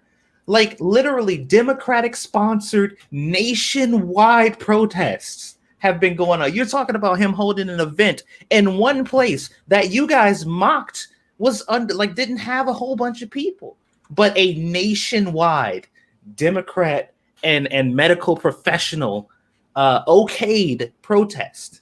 Mm-hmm. No, that's not putting them at risk at all. Like, holy fucking shit! I'm like, y'all are crazy. These people are fucking insane. Reich is a never Trumper kind of guy. If I remember correctly, he's left leaning anyway, but he's like the insane kind of anti-Trumper. Trump, he's the kind that if Trump cured cancer, he literally would say that Trump put black oncologists out of work. So take him with a grain of salt. That guy's an asshole. I'm just like, wow. I got 3 more. I'm going to try to burn through as quick as I can, guys, because I do want to get to questions. Hang on just a moment. But it was a good day. It really was. This guy named Brian, I don't know who the fuck he is, some rando. He was in an argument with Prospero, and part of it, he actually said this. Robert E. Lee was to the Confederacy what Hitler was to the Nazis. It's not that hard to make the comparison. Yeah. I mean, you could say he was like Rommel, sort of, at least as far as function, but no, Robert E. Lee was not the leader of the Confederacy. Real quick, Sanguine, thank you. If that was the case, Scribe, that wouldn't matter or apply, because if they are against it, then no matter how peaceful, it will be a domestic terrorism display, not a protest. Meanwhile, their side, pipe bombing a school would be a clear and defended protest. I see. Fair enough. You're not wrong, sadly. This guy, this was his explanation for it. Okay. Because in school, you don't really hear about Jefferson Davis. You hear about Robert E. Lee. Speak for yourself. Even if you take his argument, though, let's say we do. Well, then that would mean Robert E. Lee is just like George Washington, or just like Ulysses S. Grant, or Lincoln. Pick one. If you're just going to go, well, he's one people know, that's not what Hitler was. That's not what made Hitler Hitler. Yeah. But that's the kind of stupid that's out there, guys. I have to get to these last 2 just because they're like, oh my God. Nancy Pelosi, she said this, and I am not making this up. She said it on MSNBC. She said Republicans are trying to get away with murder. Actually, the murder of George Floyd.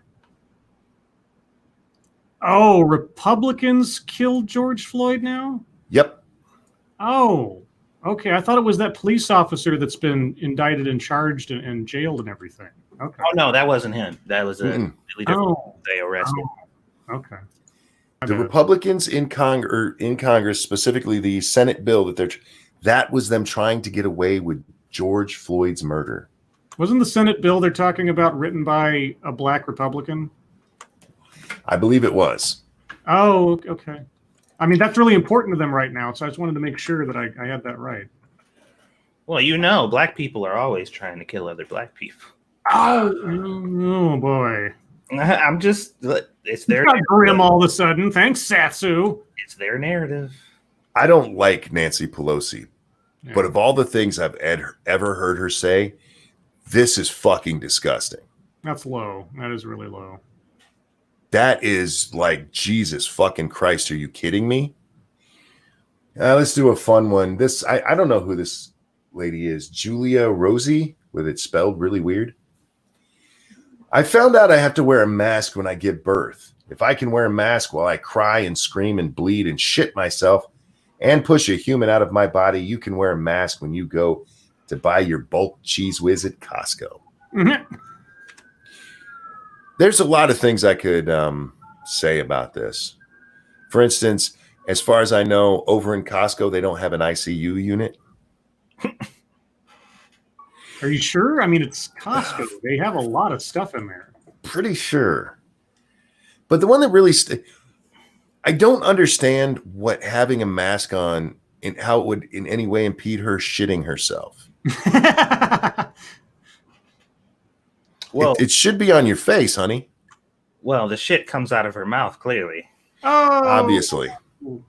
I went with her head was up her ass, so. Oh.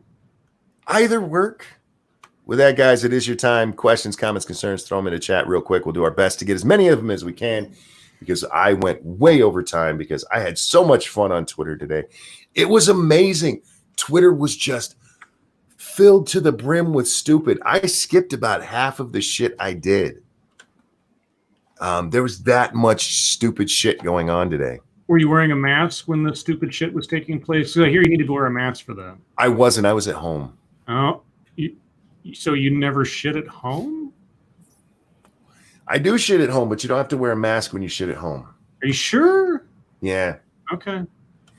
Dana asked, didn't the Floyd cop just do what Kaepernick did? He took a knee. Indeed. That's why it's really weird when people are still using that as a form of protest. You know what would have been extra fucked up, but I could not help but laugh? If that cop said that he was doing that to combat racism. Dude, oh, he said he's doing it to protest the flag? I think my soul would have left my body. I think I'd be like, that's it for old Satsu, guys. It's over. I have officially died from fuckery. James Colley asked, did you know they have bulk spray cheese? I did not. But Cheese Whiz is not spray cheese because that mistake was made on Twitter today. I just want to be clear on that. I've had Cheese Whiz. I don't love it or hate it. It's just kind of eh. But spray cheese is not Cheese Whiz.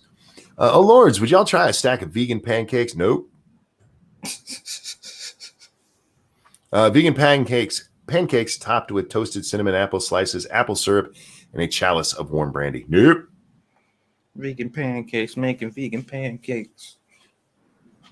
I don't even know. No, just no. Scribbles, you on board with the vegan pancakes? Nope. Monk. Oh, that was the same one. Or that's Data repeated himself. That's okay. Do you think more police and their unions will more likely vote Trump? You know, I'm very curious what's going to happen with that because usually getting the endorsement from the police union is something people brag about. You think that'll be? Do you think they'll be doing that this year? Well, you know what the response will be if he does. Yeah. Of course, that racist gets their endorsement. Well, I'm just anybody, any politician. Because usually you don't see it as much with the president. It's usually like your local congressman, your senator. I'm wondering if any of them will be out there trying to get the police union's endorsement. I bet they're courting them. Sure. And I'm sure they probably would have done so otherwise. But certainly they've got a bit more of an argument now than they might have had a couple months back. Aaron Medley says, Ranting Monkey, ready for Steam Summer Sale starting tomorrow, reportedly. No, I have not gotten enough donations for that. Oh, is that tomorrow? Oh, boy. I guess Saturday night, I will be having a fundraiser for Monkey Steam Sale. I don't even know if there's anything I want. I'll have to see what's up. Me neither, but... There's not anything. I've looked on several occasions. Every time I go on there and I'm just looking for something like, man, I need something else to play. I can't ever seem to find anything. So I doubt I'll do well this time. Sean tells us Robert Reich was Clinton's Treasury Secretary. Yes. That sounds right. Yep. Nothing for you here. It says mandating that white people wear masks is the new yellow star. Oh. No, I just think their reasoning for it is for not making blacks and people of color wear it is fucking stupid. Yeah, I don't think that's how it works, but either way. Satsu, are you excited that black cartoon characters are now going to be voiced by black people instead of their current white voice actors? Did you guys see that? Yeah. I will say this because the actress is the one that quit. Mm-hmm. She quit so she could deal with her own racism. Right.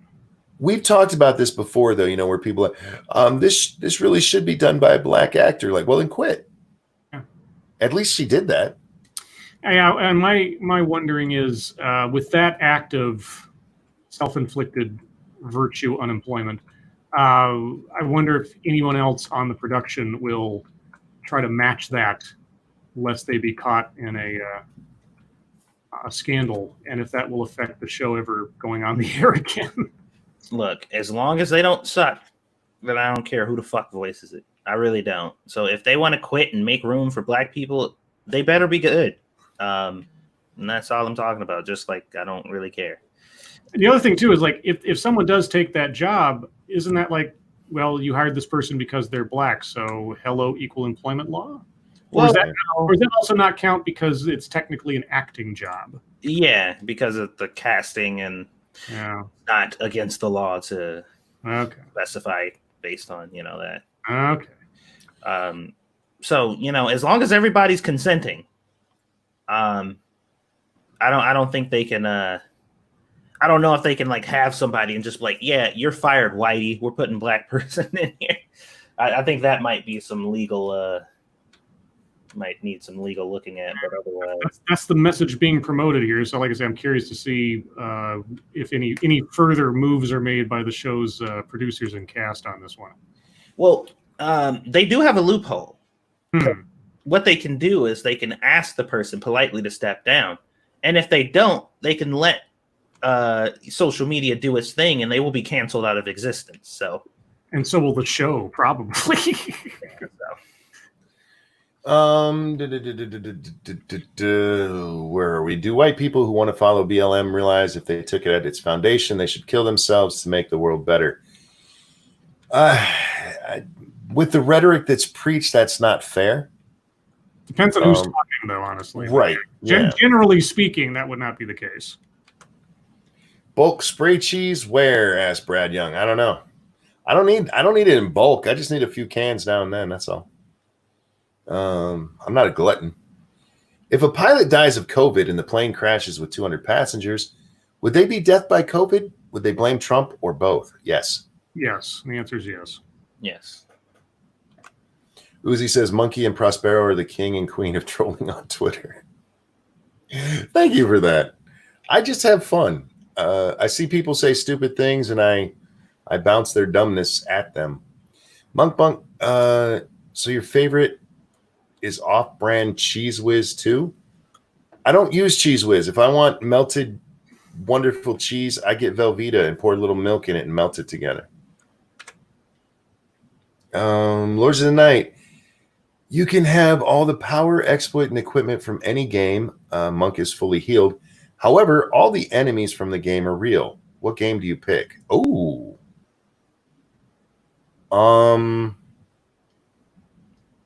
don't know. Let's see. Oh, God. Can it be one of those visual novels where all the enemies are like really hot chicks?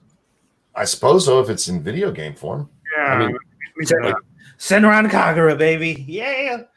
I'm all over it. I don't know. Something where I'm invincible. Do it as a nipple twist stream so I can make the lady giggle. No. What if anyone's going to try to get the police to endorse the other guy? Oh, that would be interesting. The police support him, damn it. No, they support you. like that episode of fucking Family Feud when Steve Harvey had asked the question and both of the dudes was like, I know. Yeah, that was Which dwarf would you name after your wife or some shit like that? I love that neither of them thought happy. Yeah. Neither one of them were happy because, they're married. Satsu, did you see the Surviving the Aftermath game on Steam? That's coming soon. No. Surviving the Aftermath. So it's a post-apocalypse sort of management game. If I remember correctly, kind of building a settlement. It's not so much Fallout as it is sort of like Frostpunk, but post-nuclear apocalypse kind of deal. Yeah, I saw it, but I didn't dig deep into it. Yeah, it looks interesting. I suppose you really have to like management games. I watched it for a while, and it's kind of like, it looks all right, but it looks like I say, like if you took Frostpunk and just put a sort of a Fallout kind of sheen over it, which might be work for some people, but the gameplay I saw looked like it'd be really repetitive real quick. If anybody gives a shit, there's a crazy fucking Sonic sale going on right now. Oh my God. How many hamburgers do I need? I know some people. Some people really like Sonic. You're lucky I can't send you to the corner. A lot of people like Sonic, and just to remind you guys, my granddaughter's good at it. Sonic 2 is great. Singing. How long until the Thailand article is called racist? I don't think most people pay attention to it. A bunch of monkeys getting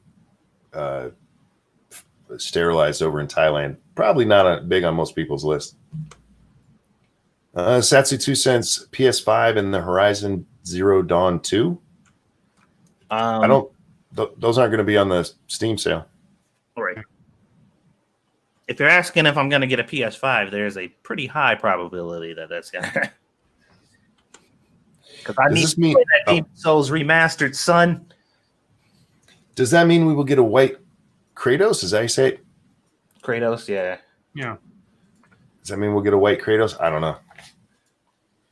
Well, he already is white because he's the ghost of Sparta. I think they mean the voice. Yeah, I hadn't thought about that.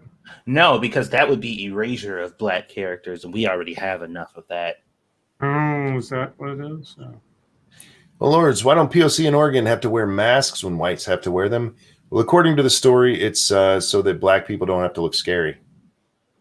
All right. People will assume black people with a mask on are obviously a danger, which isn't an insult in and of itself, but whatever. It doesn't matter. I saw a clip on Twitter of Joe Biden talking about his 3 brothers and his sister, and he called the love of his life. Was this an edit, or did Biden just lock in Alabama? I don't know. I haven't seen it. He has confused his wife with his sister before, so. That is true. When PETA tweets that you should get pets from animal shelters or they will be euthanized, and they admit they do kill animals in the replies, does that make their tweet a threat? If Twitter has anything to say about it, no. They are kind of saying, come get this dog or I'm going to kill it. And by the way, PETA kills a lot of fucking animals. Monk, have you seen the story about the black trooper pulled over an old man, a retired cop, only to find out he was the cop that helped his mom give birth to him? No, but that's a cool fucking... That's awesome. Yeah, I saw that story. I think it's not a news story, but yeah, I remember seeing that a while back, yeah. No, I haven't seen that. That's pretty cool. It's a really nice story. Oh my God, Mr. Scott, thank you for the donation. Try our new Slip Loose the Noose Bubba Butter brand product for anti-necking, no relation to Bubba Race Card Wallace. Oh my God. Oh Lords, at this point, are we just screwed, or are we all going to be forced to be commies sooner or later? Honestly, 50-50 chance before the end of my lifetime. Yeah. Whatever. At least we'll have free healthcare before everything goes to shit and everyone dies. Yeah. Drunko, my friend, if you'd been here sooner, I'd have invited you on, you bastard. Okay. How you doing, man? Hey, Drunko. Yeah. Monkey, check your money hole. Thank you. Evolved Potato, thank you so much. Who says money? Oh, wow. Thank you. I just looked at the donation. That was very kind of you. Money for the summer sale. Also, do you need to want something to buy it in the sale? We all know that most things everyone buys are you barely play if ever. These days, I am more of a buy it only if I'm going to play it kind of guy. Well, if that's your argument, Evolved Potato, my Streamlabs is up too. And conspiracy is going to be our last question because we are at the top of the hour.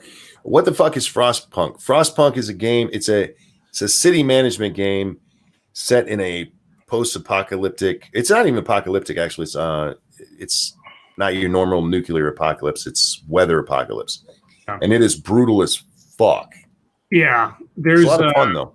There's a guy, I forget the YouTube channel. There's a guy who does all these crazy difficulty challenges. Like he did one where never use the generator and try to win the game. And I was like, okay, I don't even play this game, and I've seen people play it. Like, there's no way. And he does it, and it's fucking crazy. But anyway, yeah, Frostpunk, look it up, take a look. It actually looks like a pretty cool game. Not my style, but it looks really fun. If you enjoy city management kind of games, it's an interesting take on it. Mm-hmm. Ladies and gentlemen, thank you so much for coming and hanging out. Thank you so very much for the donations. You guys are kinder than I deserve. Scribbles, anything going on tomorrow? Yeah, like I say, I plan on doing a TED Excellence sometime, either 11:30 or noon Pacific time tomorrow. I will tweet about it when the time comes. Satsu, what you got going on tomorrow? I try to get that video that I'm working on tomorrow and do a live stream. And I just realized I was just saying that I couldn't find any games or whatever. I have the Oculus now, so VR games count. Indeed. Oh shit, man. See? All right. See? Okay. Guys, I will be doing a Monkey in the Morning and probably a game stream sometime tonight. Keep an eye on Twitter for when I go live. Follow us all on Twitter. Links are below so you know when we are live. Gentlemen, Scribbles, Satsu, always a pleasure. Mm-hmm. Everybody, have a wonderful rest of your hump day. If you haven't humped yet, go do it. Go do it now. We'll see you next time. Bye, guys. Bye, guys. Your lives make me sad.